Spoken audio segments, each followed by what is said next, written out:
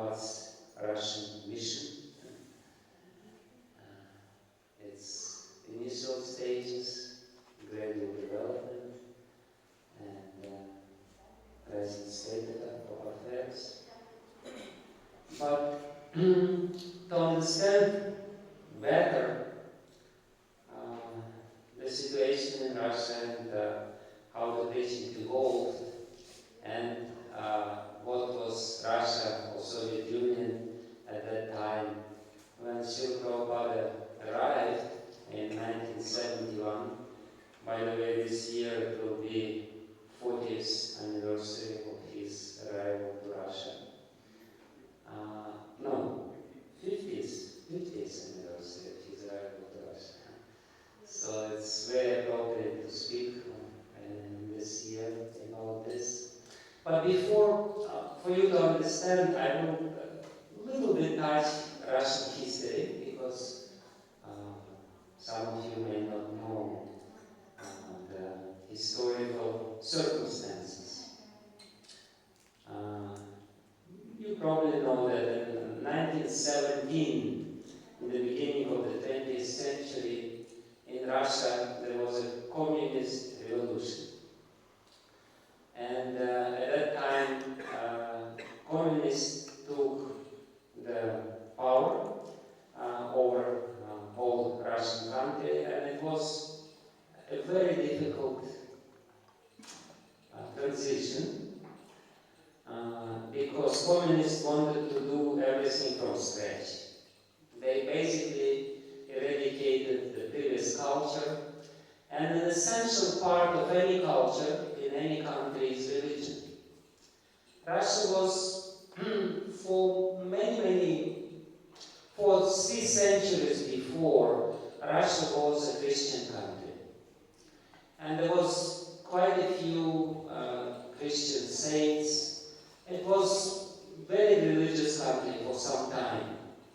But by the time of communist revolution, of course, religion was in decline. People were somewhat disillusioned in religion. And communists took advantage of it, and they actually purposely wanted to completely erase religion from the memory of people. Lenin was the leader of communists who took over Russia, and Lenin, he was devout atheist, and he said that, we will make all the people atheists here. Everyone. And his successor, Stalin, a very cruel dictator, he actually said that by 1930, there will be not a single believer in the whole of Russia, in the whole of Soviet Union. Not a single believer. So there was a very intense propaganda. They kind of gave up on old people. They said, oh, these old people anyway, they will die soon. But young people, they should believe in God. They should not have this idea of God. I remember very well, I was born in 1956, and from my kindergarten, from very early age, I was told there is no God. The brainwashing started with the children when they were 4 or 3 years old, and it was an official, very strongly imposed doctrine. There is no God. And there was a proof.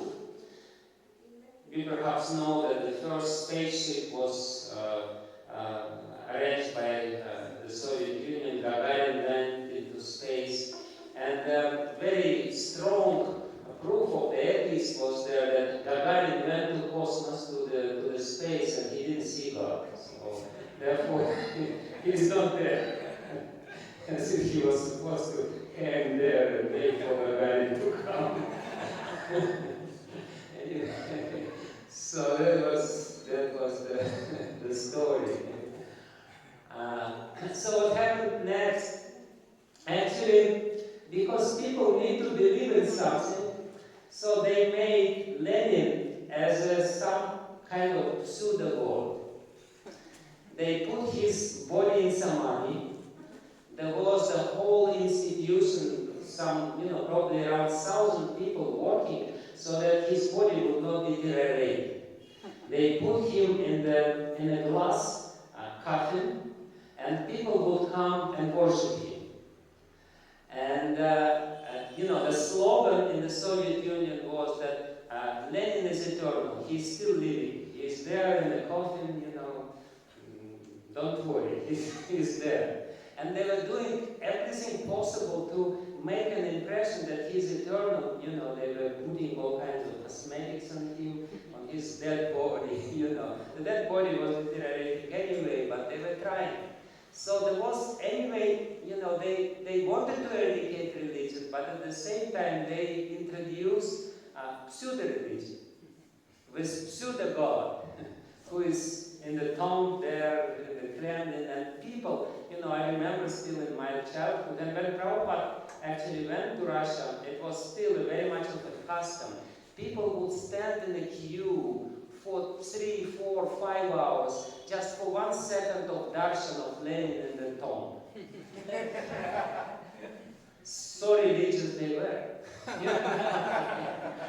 They went to Lenin's samadhi, so-called samadhi. Just for 1 second of darshan, they were ready to spend 4, sometimes 5 hours in a very cold weather, freezing cold, going into this tomb. And they were only allowed to be there for 2, 3 seconds. You see, eternal Lenin is here. So this is how crazy people can become.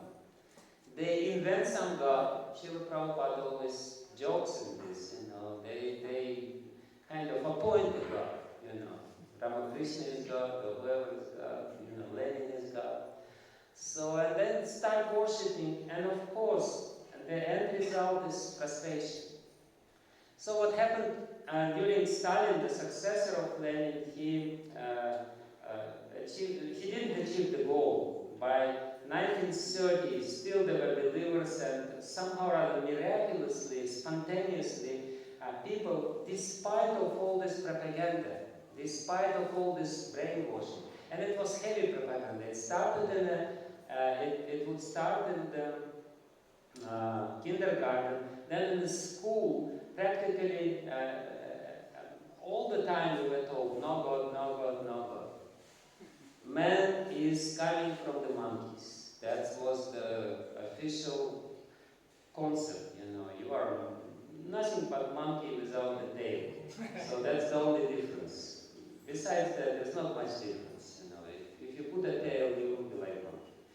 So, and then in the colleges and universities, it was even more heavy, because those people who were in the universities, they were supposed to be leaders of the country, so they were making sure that there is no theistic ideas in the minds of people. Despite of all this endeavors, despite of all this saying, still people would believe, still people would go to church, but it was strictly imposed by the government that no young people were allowed into the church. Old people okay, but young people were not allowed. When I was in the university, it was around the time when Prabhupada came to Russia, for you to have a taste of what Russia was like. There was, in my batch, in the university, Moscow State University, there were around 250 young men and women. So among these 250, one dared to admit openly that he believes in God. Within 2 months, he was expelled from the university. He was kicked out from the university mercilessly. Just his only crime was that he said, maybe he's there. Maybe God is there. So that was the country where Srila Prabhupada came in 1971. Nobody was supposed to believe in God. Bible was completely prohibited. You would not be able to buy Bible or to get Bible or whatever. It was unheard of. And Prabhupada, he always wanted to come to Russia. his very strong desire was to come to Russia, because he came to many countries, but he didn't come to Russia. And at that time, was the actually pinnacle of the Cold War. Brezhnev was there, was the ruler. He was a good friend of Indira Gandhi. Indira Gandhi would come and they would embrace each other and kiss each other.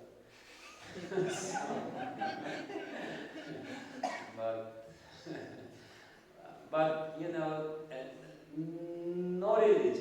no religion whatsoever was allowed at that time. As you probably heard, there was an Iron Curtain. The country was behind the Iron Curtain. It means that practically nobody would be able to leave the country and go to the West, and very few people were allowed to go into the country, only for guided tours or for some diplomatic purposes or whatever. Some purposes were there, but it was very, very much restricted. The traveling from Russia abroad and from abroad to Russia was very, very much difficult. Very difficult. Sometimes people would have to wait the permission to leave the country for 3, 4, 5 years, just to leave the country for a few days. Because the fear of the authorities, Russian authorities at that time, was that if people go, the propaganda was Russia is the best country. But at the same time, there was hardly any food stuff there. Nothing was there, but still it was the best country.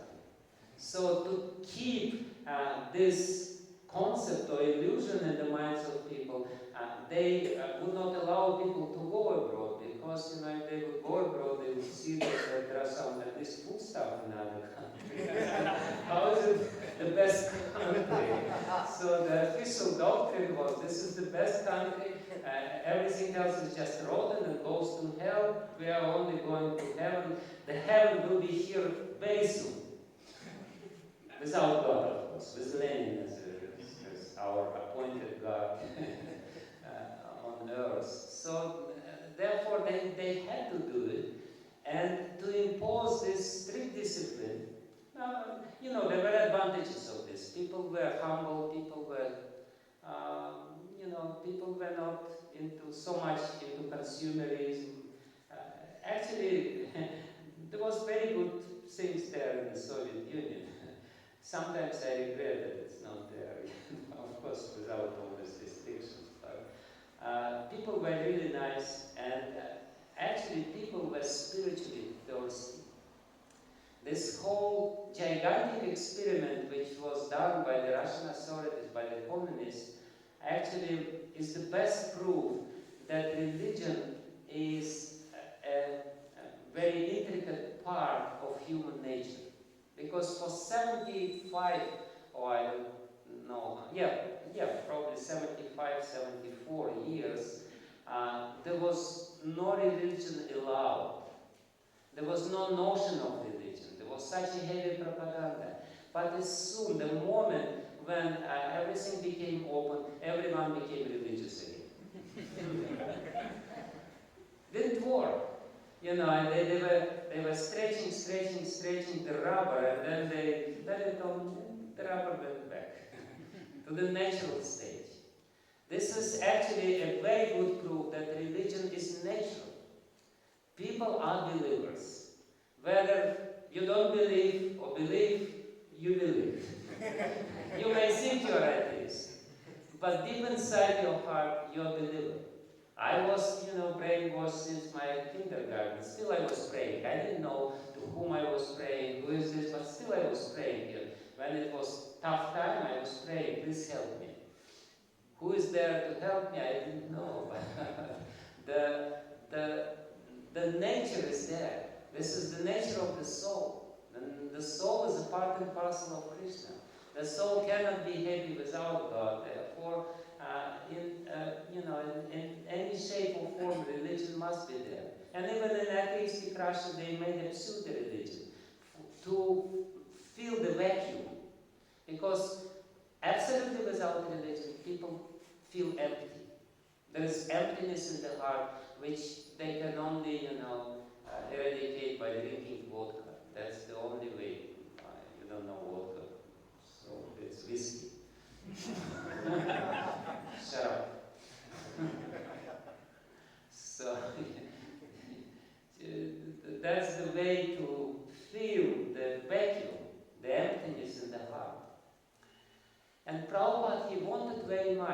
he had this idea, and many times he tried to get visa, but as I said, it was difficult to get, even as a tourist. But of course, Prabhupada didn't want to come as a tourist, he didn't want to come for sightseeing, he didn't want just to entertain himself in Russia. You know, he didn't have any of such business in his mind. He wanted to preach. And he tried to get visa, but unsuccessfully. Oh, I don't really know, because tourist visa for foreigners was available. I don't know about Indians, but for Western people it was possible. But Prabhupada, of course, didn't want to come with just casual visit. He wanted to preach, and therefore, somehow or other, he got in touch with this Professor Katowski, about whom you probably heard. And Professor Katowski is a very interesting figure.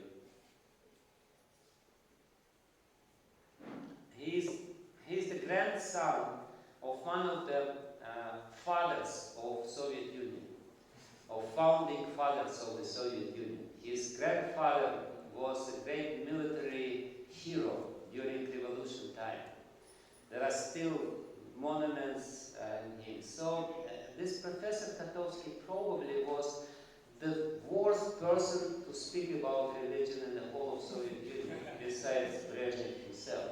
So, but somehow, by Krishna's arrangement, to emphasize Prabhupada's glory, how Prabhupada could use even Professor Katowski in the service of Krishna. Krishna arranged his contact with Professor Katowski and started some letter exchange. Prabhupada wrote something to Professor Katowski where Professor Katowski was an Indologist. He was quite famous scholar, a specialist in Indology in India, and Prabhupada wrote him something about some subject matter.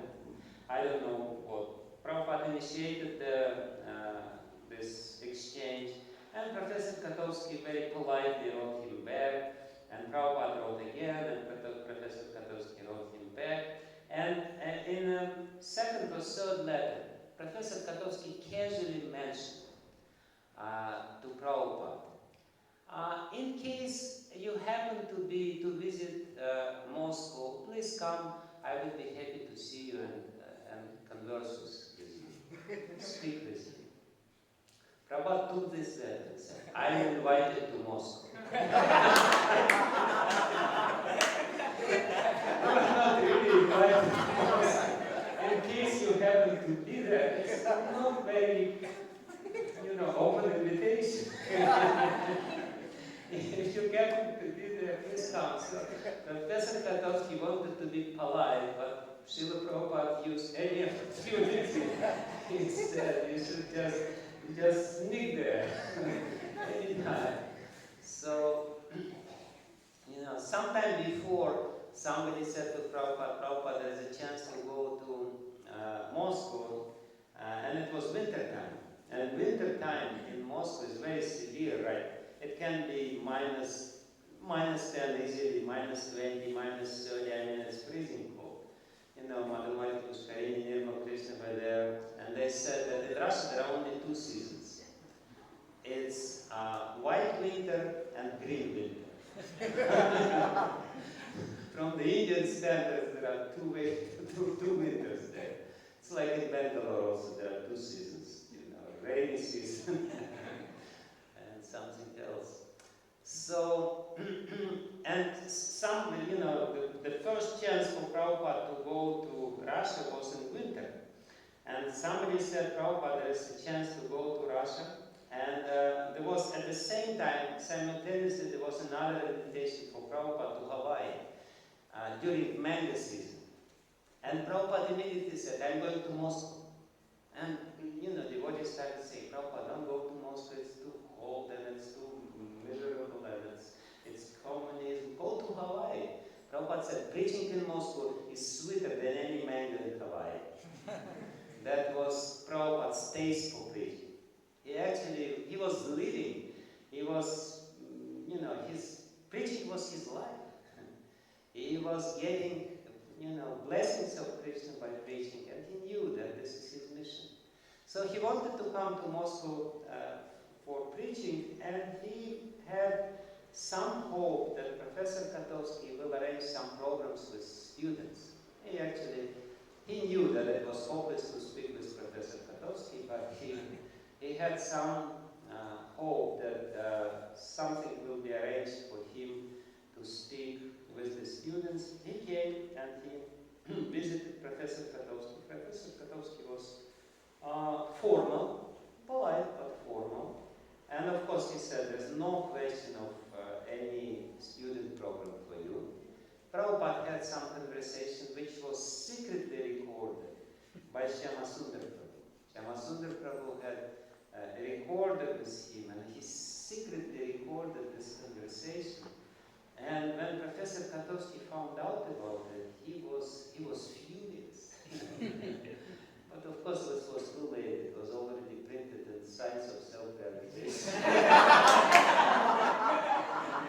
And back to God. So, in this way, Professor Katowski became very famous. Because that was the last thing she wanted, because it was dangerous for him. What I want to say is that if you practice religion at that time in the labor camps and the prisons, prisons were full of religious people. If somebody would become a sincere believer, it was a very good chance that he would be put in prison. Especially for preaching. There was a special article in the criminal code of the Soviet Union specifically for such cases. Basically, this article was saying if you preach religion, you would be put in prison, but it was camouflaged. It was kind of,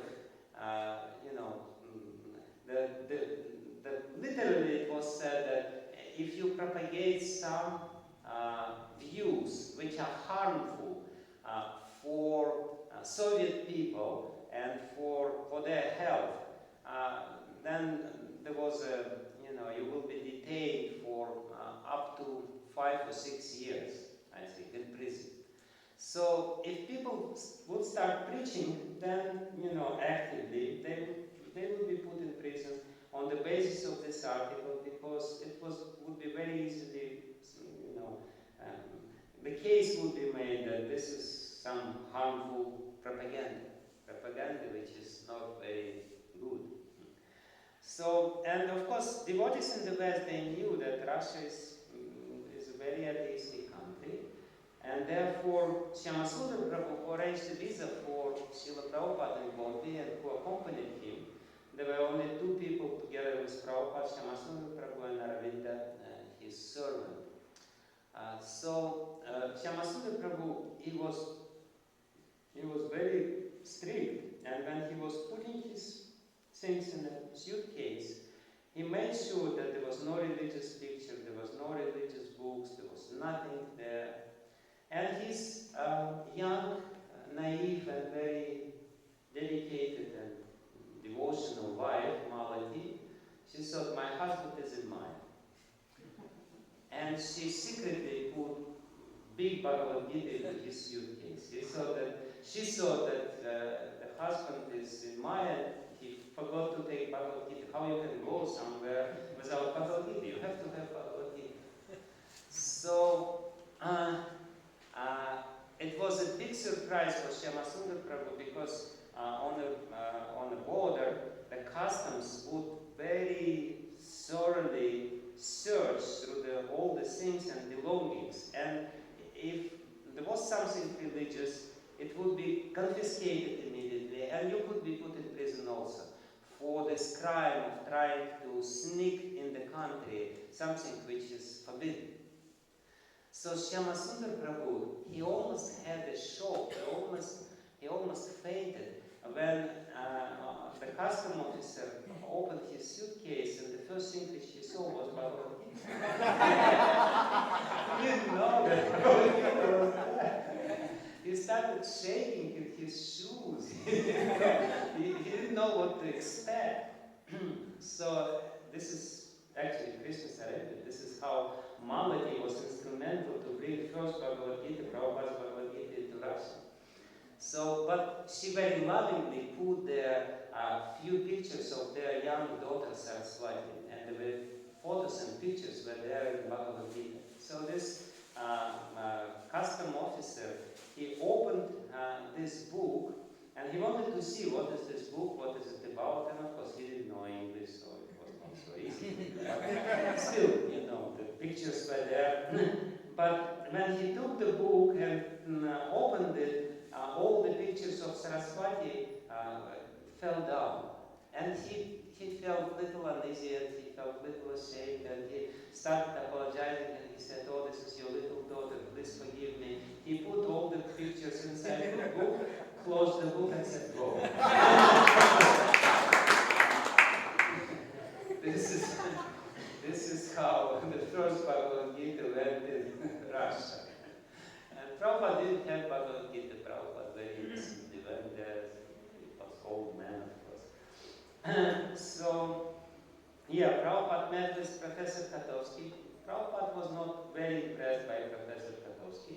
And I believe Professor Katowski was not very impressed by Srila Prabhupada. They were completely opposite people. But what happened later, you know, Prabhupada was trying to preach to him Krishna consciousness, to preach to him this concept of Krishna, Bhagavad Gita, or whatever. Professor Katowski said, no. This is not for me, this is not for my people, this is not for my country. This country, you know, people in this country don't believe in God. We will never accept all these religious ideas. And, you know, that was it. So many years later, in 1990s, in the beginning of 90s, when we had the first temple in Moscow, Professor Katowski came to our temple. He was invited. We invited him because we knew that he met with Prabhupada, and we happily welcomed him. We put some garland on him, and arranged some nice prasadam on him, and he was sitting, and he couldn't believe his eyes. Everywhere there was people in dhotis, with tilakas, and at that time it was a peak of book distribution. Everyone was busy running here and there, and there were, the whole temple was swarming. There were hundreds of devotees there. And at one point, Professor Katowski started crying. He really started crying, he said. He couldn't believe his eyes. He said, when I spoke with Swamiji, I never thought that his mission will be successful in my country, but I was mistaken. So this is Prabhupada's vision. Prabhupada, he knew that there is something special going to be there. Therefore, he wanted so much to come to the Soviet Union, and he finally came. And from external point of view, his visit was not very successful. He spoke with Professor Katowski. He went for sightseeing because there was nothing to do. He could sit in his hotel room and chant, or ultimately they went for sightseeing. And Prabhupada, they went to some little hill which looks over Moscow city. This is the place where Moscow University is there. And,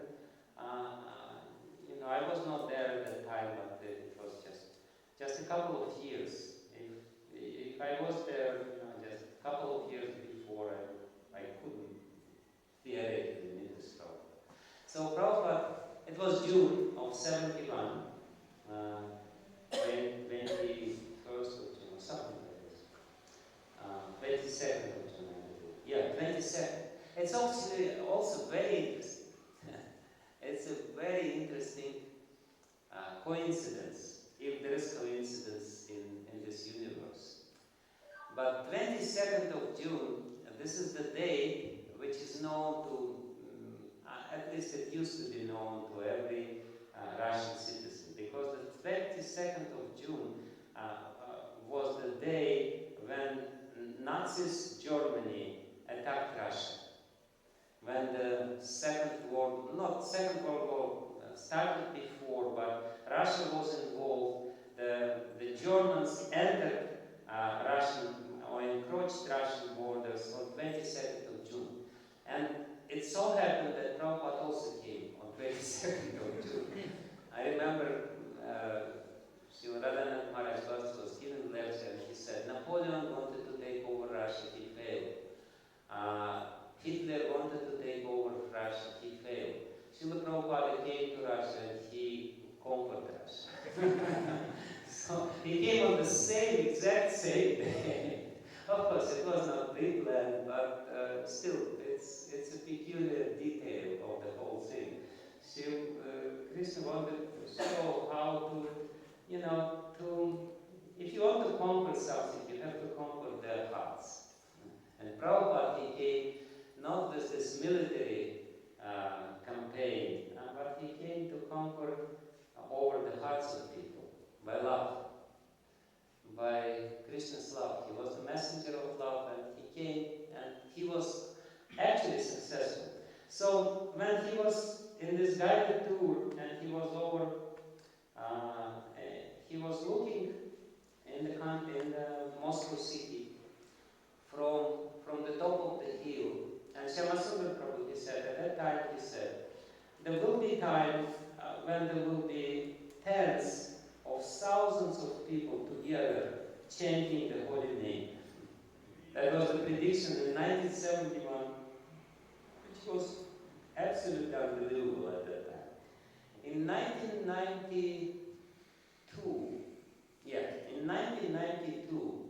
there was a big concert arranged by devotees with, forget his name, Boy George. With Boy George. Boy George was a part of this concert. He was somewhat close to the devotees. And there were 30,000 people attending this concert and chanting together, Hare Krishna, Krishna Krishna, Hare Hare, Hare Ram, Ram Ram, Hare Hare. So it was only, 21 years later, when Prabhupada's prediction was fulfilled.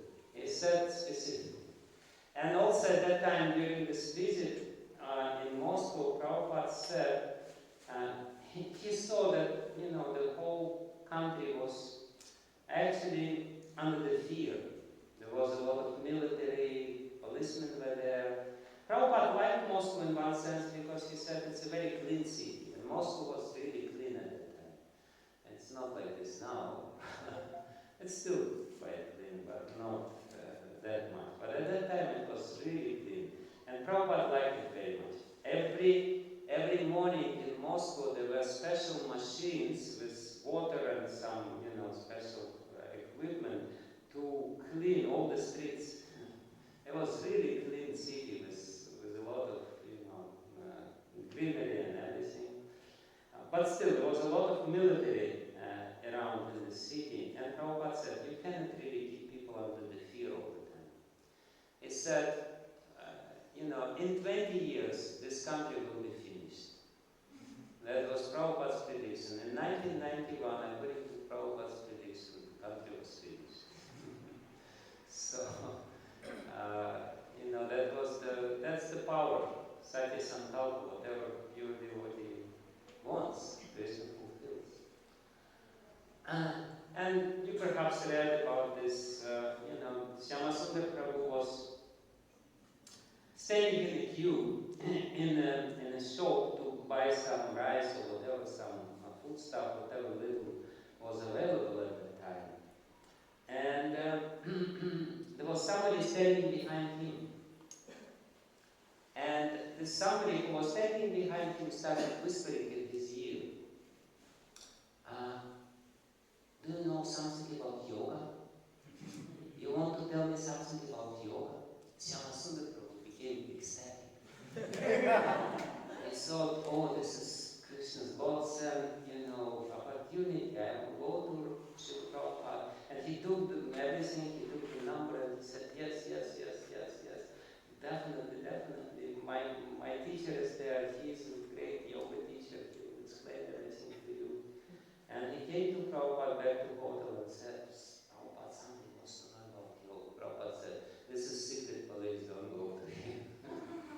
If you go to him, you will be arrested. Prabhupada saw through immediately. But then there was another occasion when Shyamasundar Prabhu again, he was walking in the street of Moscow. He was walking in a dhoti, which was unheard of. Especially a white-skinned person in a very exotic dress. At that time in Russia, there was very valuable few, because there was very little things, especially Western things, were not available. So there were something which was very valuable, and there were a category of people, a class of people who would earn their living by meeting with the foreigners and asking foreigners or buying from the foreigners some valuable goods from the West, and then reselling them, 2-3 times more expensive to Russian people. So there was a category of people who would make living like this. They would hunt, they would know English. At that time, hardly anyone knew English. These people would know little English at least. And they would ask, do you have Beatles, what do you call this? Records, yeah. Do you have Beatles records? Beatles records were really, if you had original Beatles records, you could make fortune for this record. Or blue jeans. Blue jeans was also a very valuable commodity.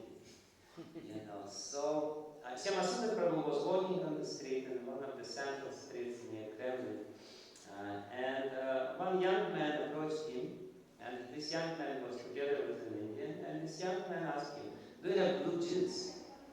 He said, no, I have my daughter, I don't have blue jeans. Do you have Beatles records? He said, no, I don't have Beatles records.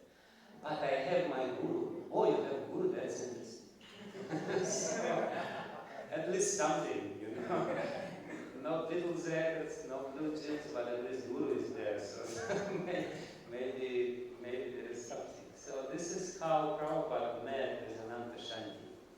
Ananta Shanti initially wanted, something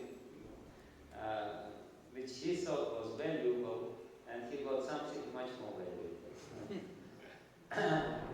Shyamasundar brought this young man, and together with Indian to Srila Prabhupada, this young man very,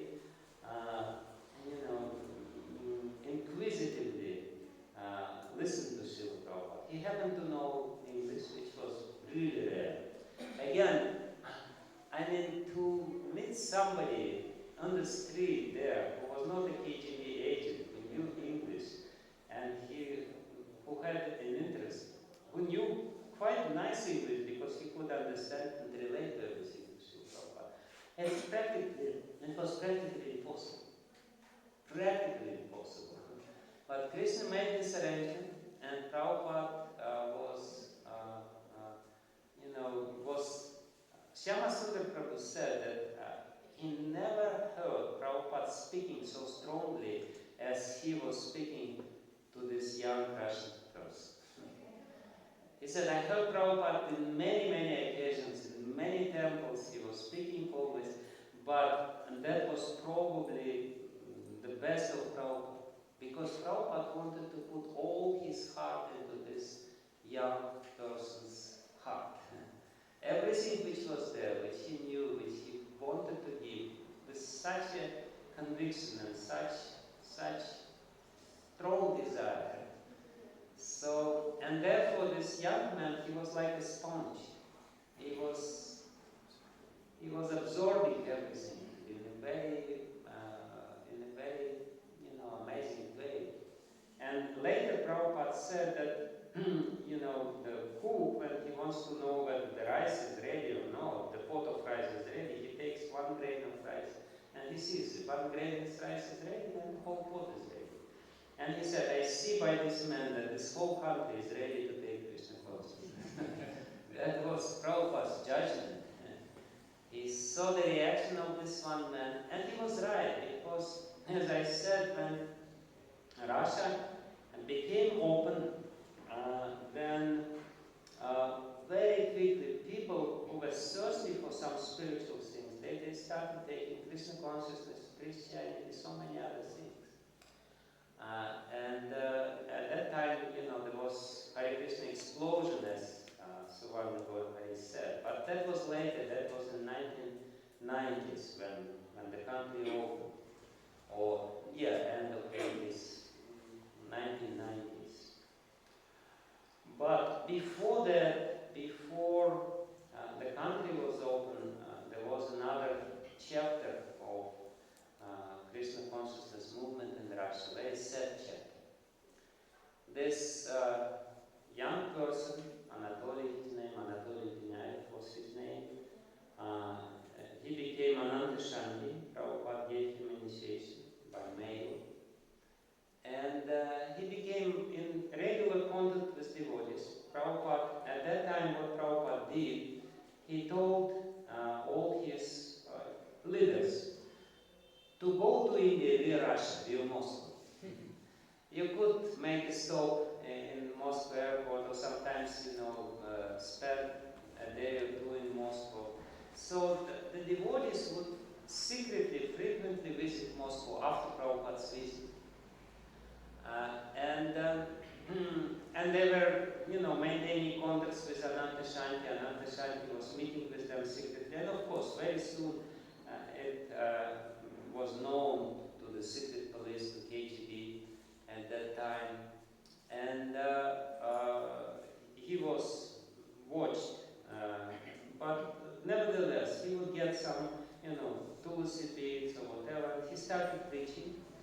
And the next very significant step was in 77, when, or even 76, no, I think 77 for the first time, when Gopal Krishna Maharaj for the first time came to Moscow with Bhakti Vedanta for the Moscow book fair.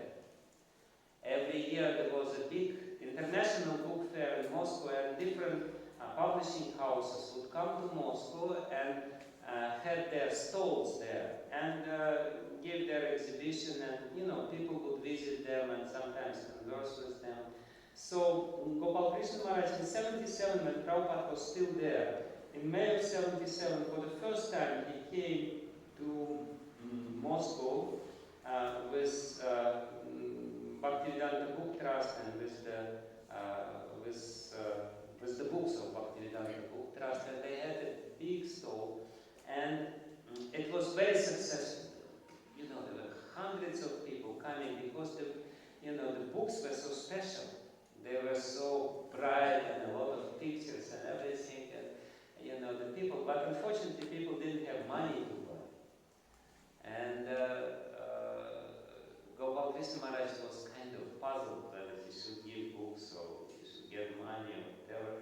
He got some rubles, but rubles were useless. You couldn't really change rubles for dollars or for any currency.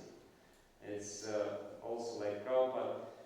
We always say that Prabhupada came to America with, 40 rupees or $7 or something like this. But, the 40 rupees was not $7, 40 rupees was $0, because you couldn't exchange this 40 rupees for the dollars. You couldn't use this 40 rupees.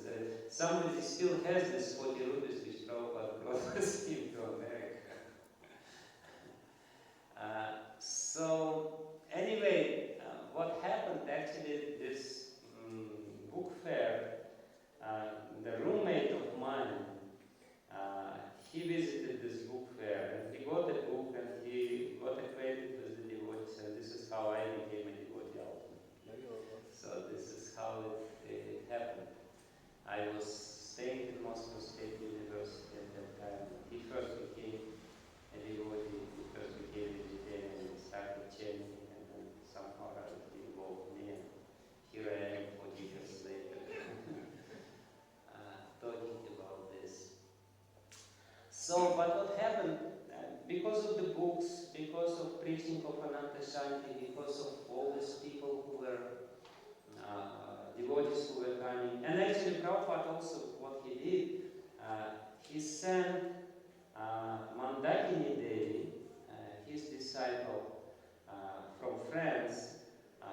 Russia, and he said to Mandakini Devi, you go to Moscow and you marry Anandashayi. Because if you had a foreign wife, that was the only way to get out of the country. And Prabhupada, he at least had a plan, or he saw that it's dangerous, but Anandashayi himself, he asked Prabhupada, is it possible for me to get a foreign wife? And Prabhupada said, no problem, we have many girls.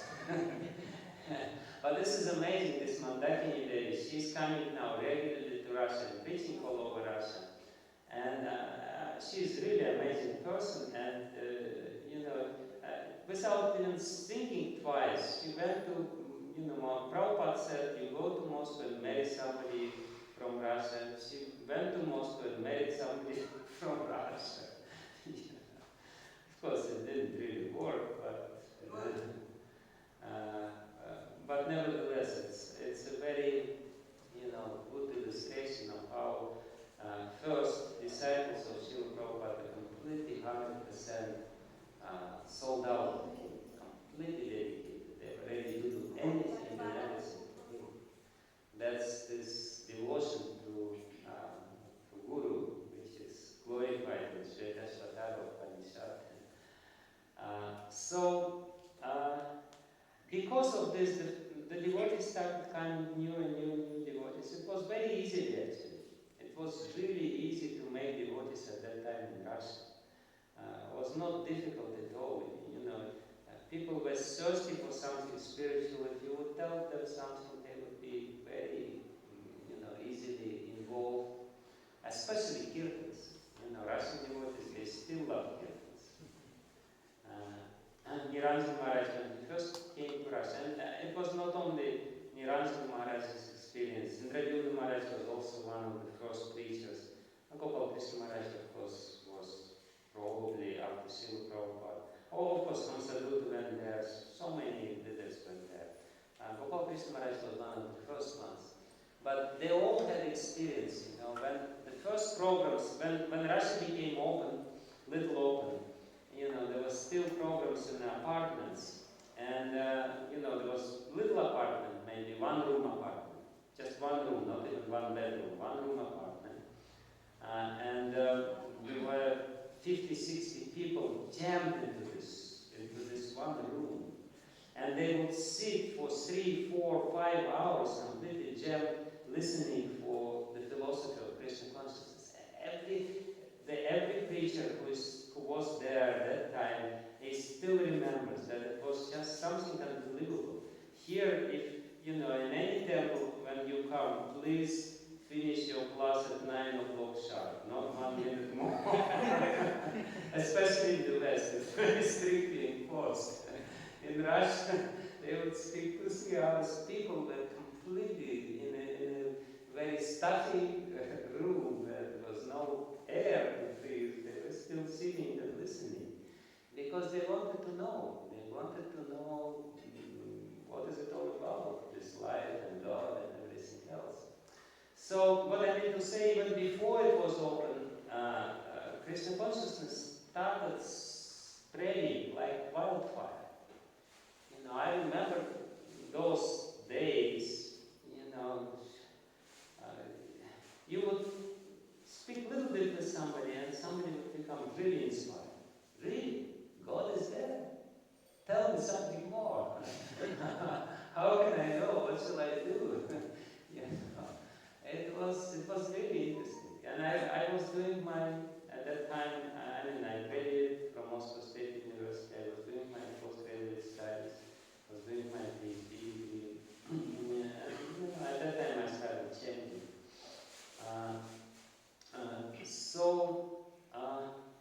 The KGB, which is secret police, the intelligence, not intelligence, secret police, the police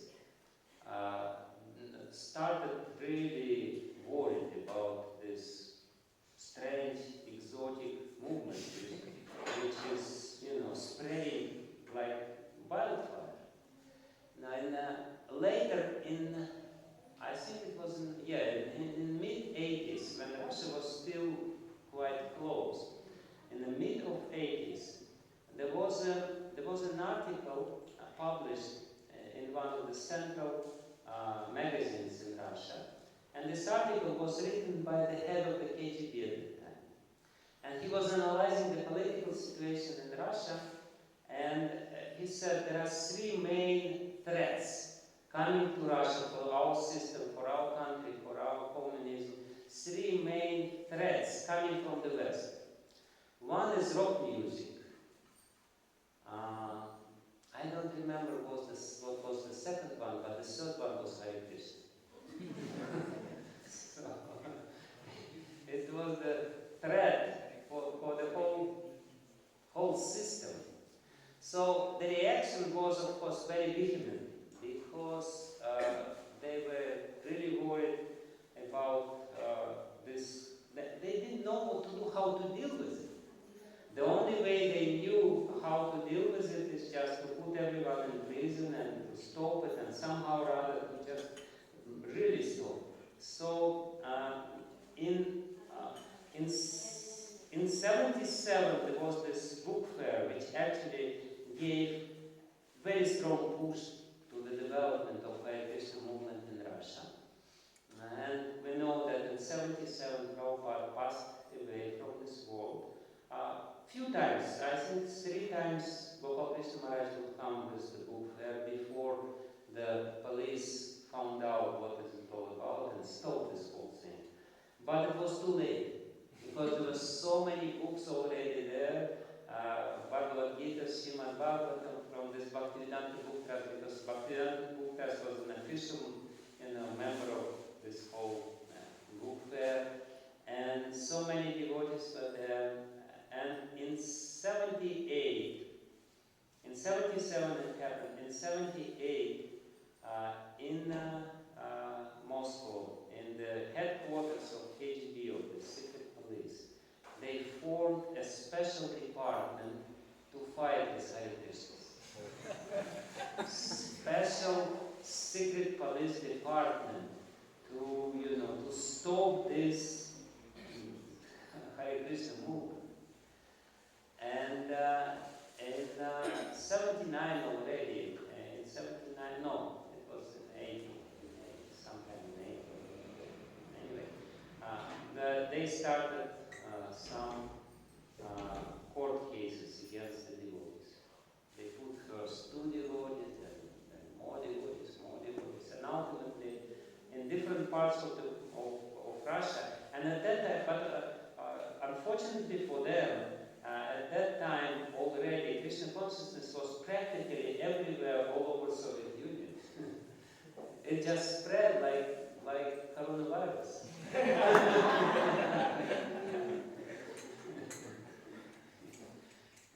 Because people were so eager to get something spiritual, and so many people started chanting Hare Krishna.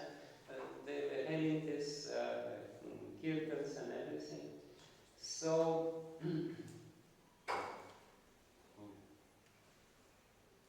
from 81, I think, or 80, they started putting people, devotees in prison. And altogether they put to prisons and labor camps more than 60 devotees, around 60 devotees, which was probably, I don't know how many. It was probably good percentage of the serious devotee population. Practically all, they were initiated by that time, of course, by Hare Krishna Maharaj, Prabhupada's successor at that time for Russia. He was the zonal acharya for Russia, and he actually did a lot. He and North European BBT, they were spending a lot of money. North European BBT was under him, so they were spending for this Russian program a lot of money to actually maintain this program and this preaching. They were helping a lot. So all these devotees, and Kirtiraj Prabhu, Prabhupada's disciple, he was in charge of this program. He was a glorious fighter. I will tell something about him a little later. Of course, there's no time. So we go a little.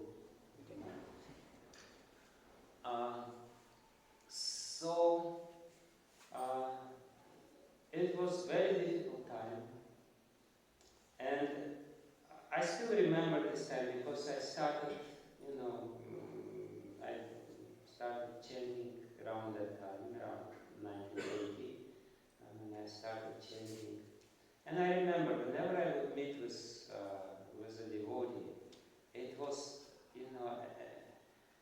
we always we were half Krishna consciousness, Krishna conscious, another half KGB conscious.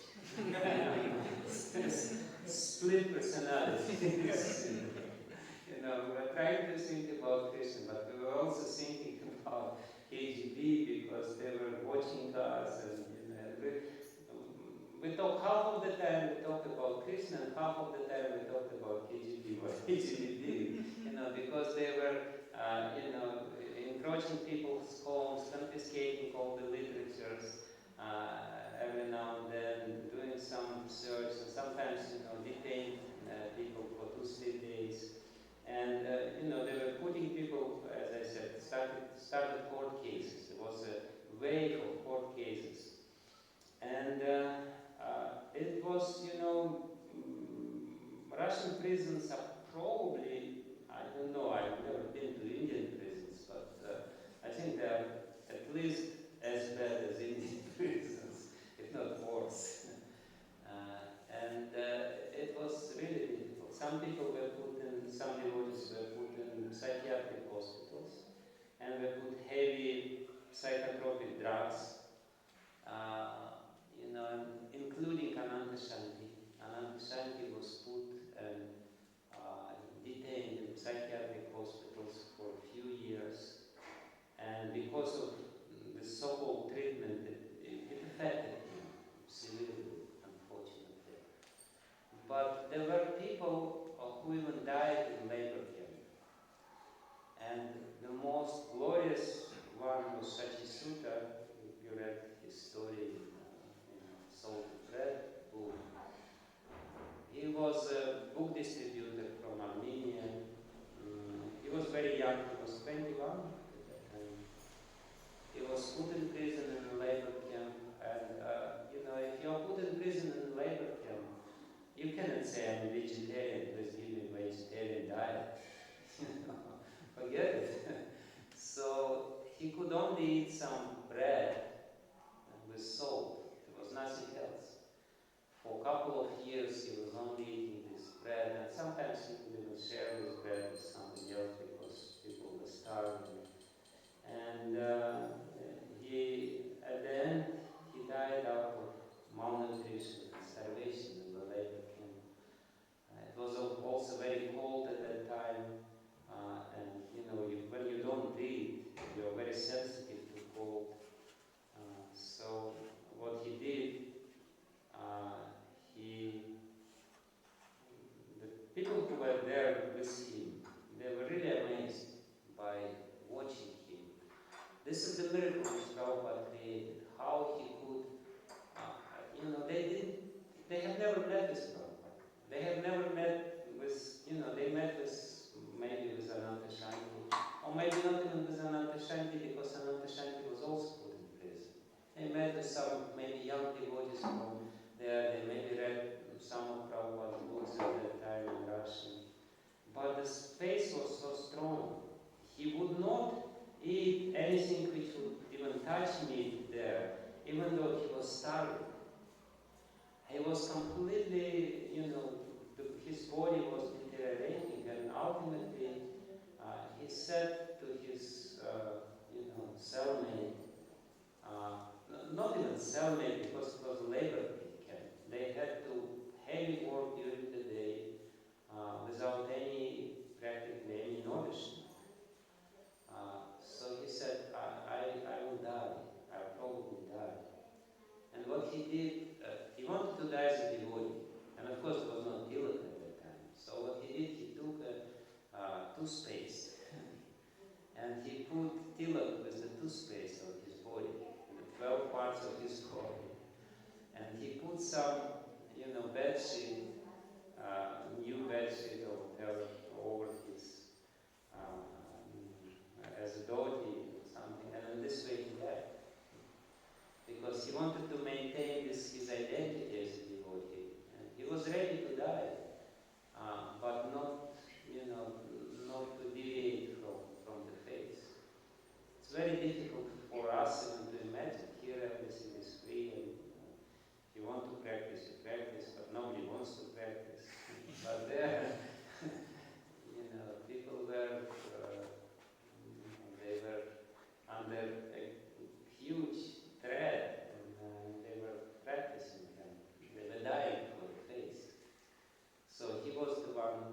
Another one was Premavati. She was put in prison. She was a girl, or a young woman at that time. And, a baby girl was born to her. I think it was in prison, or maybe the baby girl was just born and still she was put in prison. And this baby girl, after 2 months, died in prison. And at that time, the Russian program, headed by Kirtiraj Prabhu and Harikish Maharaj, at that time, they started a very strong campaign all over the world to make it known. Kirtiraj Prabhu did everything possible and impossible to, he met with the heads of states, with the presidents, with Queen of England, and to everyone he was telling, look what is going on in the Soviet Union. Innocent people who are vegetarians, who are not harming other people, who are, just believing in God, they put in prison and they died. He started a huge campaign, free Soviet Hare Krishnas. There were demonstrations, devotees would go out in front of the embassies in all the capitals of the world on appointed days, and they would demonstrate free Soviet Hare Krishna in front of Soviet embassies. It was a big campaign, amazing campaign. You missed it. But, at that time it was the top of the whole ISKCON. And Prahlad, the famous Kirtaniya singer, at that time he was young, he was maybe 9 or 10 years old. And he recorded, there was a recording of song. I don't know, was it him or somebody else wrote the poetry, and he sang the song, Mr. Gorbachev, free my friends, free my friends. Mr. Gorbachev, free Hare Krishnas. And there was a Hare Krishna there. And in Australia, they did it, and there was a big press conference, and it was really a big event at that time. And then they, somehow or other, they went to the Prime Minister of Australia. And Prime Minister of Australia, they gave him this record, where a little boy is in a very, angelic voice, is singing this song, Mr. Gorbachev, please free my friends. And they say that this Prime Minister of Australia, he started crying when he heard this song. And he personally called Gorbachev, and he started pleading to him, please, please, please do something about this. And that was the first one. And then Ronald Reagan, he spoke with Gorbachev. And of course, at that time it was already Gorbachev, and the country would become a little more free. And this is how this whole chapter more or less ended. But nevertheless, it was a very tragic and difficult chapter. Difficult time when devotees were suffering. But at the same time, nobody even thought of giving up Hare Krishna. And everyone still would preach.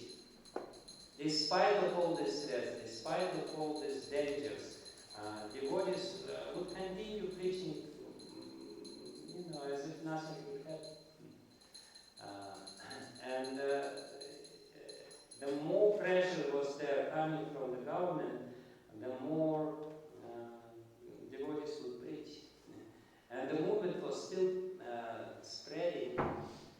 And actually, some say that, like when Kamsa was oppressing Yadavas before the advent of Lord Krishna, then Narada Muni went to him and said, do it more. Why did Narada Muni say this to him? Because he wanted to finish the guy quicker. he knew that the more atrocities he would do, the quicker he will be ended, he will be finished.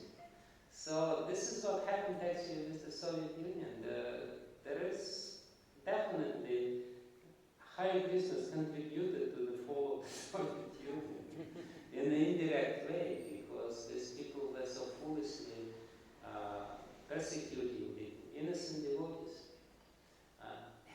My friend, who was also put in prison, the friend who made me a devotee, he's living in America now.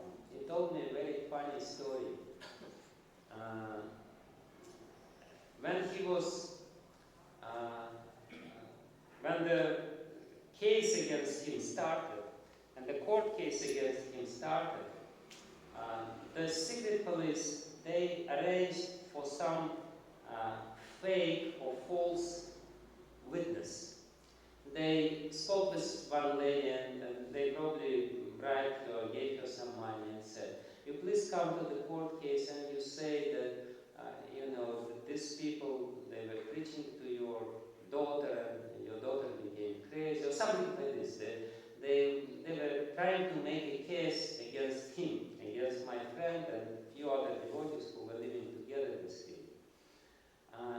So this lady came to the court as a witness. She was invited by the officials, and they said, we have a very strong witness against these people. And she started, making this story. Yeah, these people came and they were preaching, and actually she made up the whole story. She said, they were telling me that you should, sacrifice your daughter, we will make a sacrifice of your daughter, or something like this. She was making a heavy story. And the audience was sitting and listening to this, and they were thinking, what is happening? And it's a heavy, it's a heavy situation because it's such a heavy accusations. So and they were preaching about God, and she was saying. And the lawyer, which was there with the audience, she was a very smart lady. She stood up and she said, Your Majesty, can I ask this witness a question? So she said, yes, please ask the question. So, and she asked very innocently, which God did they speak about? And because at that time nobody knew about Krishna, they only knew that there's only one God, Jesus Christ. She said, Jesus Christ?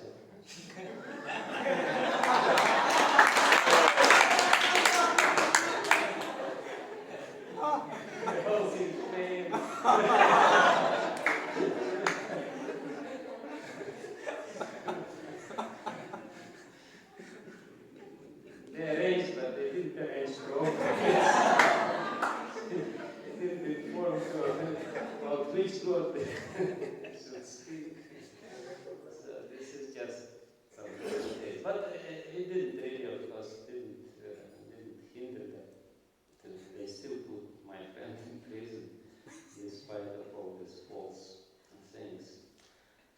So, yeah, and then Gorbachev came in power and he started freeing the country little bit. Perestroika was there, and few devotees were released. But most of the devotees, they stayed in prison 3-4 years, and it was very difficult, really difficult. Some of them told me after that we didn't know how, whether we will survive or not. Every day we were counting. And, it was luckily just practically only Shakti and this little girl, somebody else in psychiatric hospital also was died. He died. When the country was free, then the new chapter started. In the beginning of 90s, there was a huge explosion. As I said, there was this Boy George concert where 330,000 people were chanting together in Moscow. And there was a huge book distribution. I mean, amazing book distribution. country was so poor at the time, people were poor, and there was no cash. So people would not get salaries. They couldn't get salaries because there was no cash. There was huge economical crisis. So the devotees, book distributors, Sankirtan devotees, they would come to a factory, huge factory, with a couple of thousand people working in the factory. And all these people, they don't get salary. So they would go to the bookkeeping office of this factory, and they would say, we have these books, you don't have to pay us cash, you can, transfer money on our bank account, we can take this money from you, why don't you give to all your workers these books, the set of books to all your workers, and sometimes they will distribute, within a couple of hours, 2,000 or 1,000 sets of Prabhupada's books. Wholesale. Because, people, they couldn't get money, at least they could get Prabhupada's books. That was a good deal. They would not get anything, but at least they could get something. And really, at that time, it was easy. The book distribution was so easy at that time. I remember I was in Marathon, the people would come. I would stand with some little table with the books, and somebody would come, and I would start preaching to him. And this person, oftentimes they would say, "Shut up, I know." You don't have to tell me. I want to take this books anyway.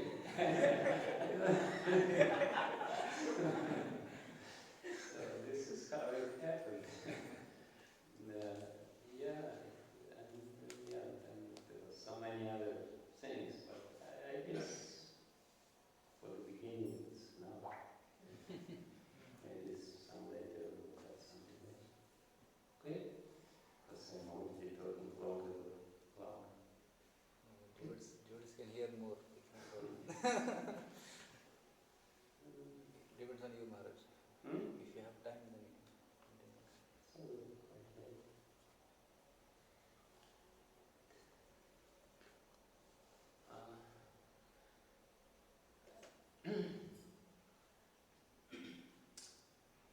Yeah, what happened after that? It's interesting. The whole the historical lessons are very interesting.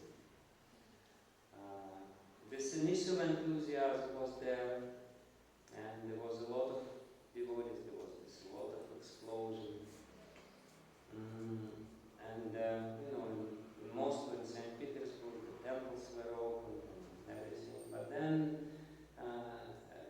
it's not that easy.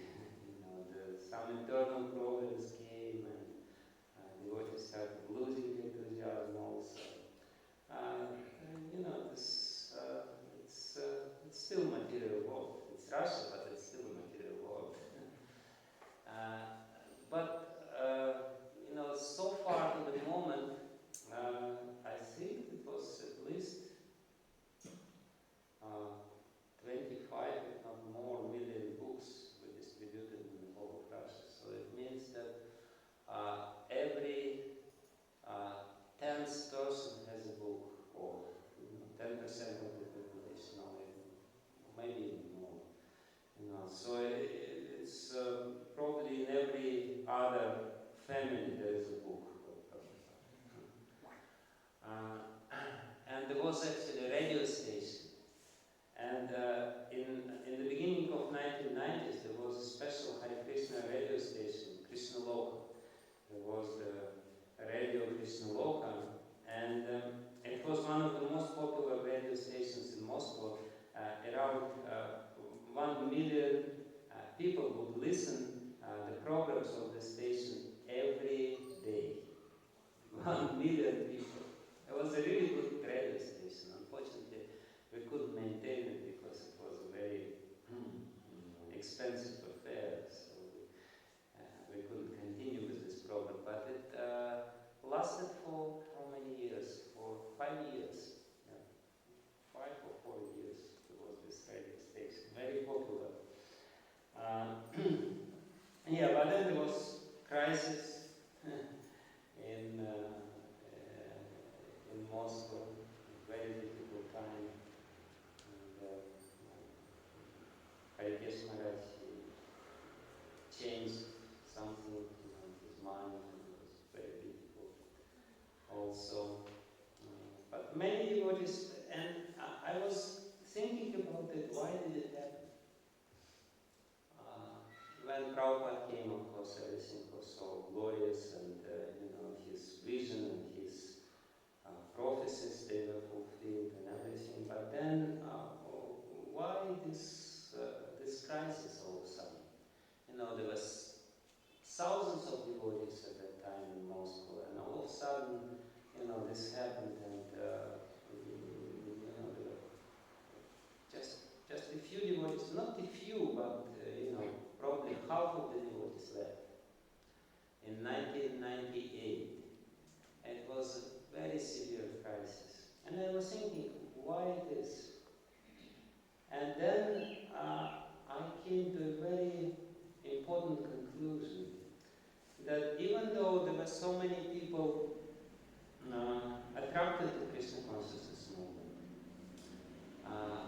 when the movement became so big and so influential in one's own way, there was a lot of social pressure. When the movement becomes big, there is some social pressure, and there were a lot of people who were kind of devotees externally, but they were not really devotional internally. And this is what may happen also in India, when the movement grows and grows and grows and grows, at one point, it kind of, it's like fashionable to become a devotee.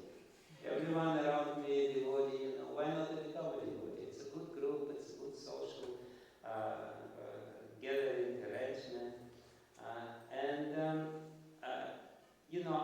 I could even physically feel that because of so many people who were not really, who were losing their internal connection with Krishna, but still maintaining their external appearance as a devotee, the whole atmosphere became spoiled, and it was difficult. So Krishna did a brilliant arrangement. He just by one stroke, he said, "You're free. Please turn on your brain. Turn on your intelligence. You turned off your intelligence. You are devotee not because you really believe it within your heart, but because everyone else is there, and because you just blindly follow. What happens, and that's a big danger, when the movement or spiritual organization becomes popular or big, then there is a lot of blind followers. And these blind followers, it's a big burden. It's a big burden for Krishna too. So Krishna said, no more blind followers. I don't want blind followers. Please, blind followers, either become, again, see again, and decide or go away and do something else. I don't need blind followers. So that's also a very significant part of the whole history of Russian preaching, of Srila Prabhupada's mission. And since that time, of course, many years passed, and the movement spread even more. It became stronger after that, and so many Russian people are joining Krishna consciousness ISKCON all over the world. Actually, in America, in England, in Europe, everywhere, even in Japan, Russian people joining ISKCON. It's less in German ISKCON. There's less native Germans than living in Germany Russians. It's mostly Russians and Indians, and few Germans are there. Even in Japan, there is a lot. you know, in Japan there's not so many Russians living, but somehow or other, even in Japan, they managed to join this code. It's the vision of Prabhupada. He knew that somehow or other this Christian consciousness movement, by some arrangement, it's very conducive, or it's very coherent, harmonious with the Russian psyche or Russian understanding. So people are joining still. We have now big preachers who have also millions of followers, and so many people join. But that's entirely different story. So let's keep this katha as it is now. That's enough. So that was little historical explanation of what happened in Russia. Thank you very much. Srila Prabhupada ki Jai! Gaura Premanandi. Thank you very much, Maharaj. Hare Krishna. Jai! So it was a long cherished desire to hear this whole story. We had just heard that Prabhupada went and then preaching happened, but the details many of us did not know. Thank you very much, Manoj, for enlightening us on this topic. Somehow in India, Krishna consciousness is so easily available. You go walk a few meters, you get Krishna temple, here Vishnu temple, Shiva temple, so many. And holy rivers, holy places, holy sages, but still we don't take it very seriously. There were few medical students and medical workers who were working in Russia. You know, Krishna is one of them, my personality was also there. There were quite a few medical students from India who became devotees in Russia. And one of them said, I became a devotee in Russia. I went back to India, and he says, there is no Krishna consciousness in India. Only in Russia.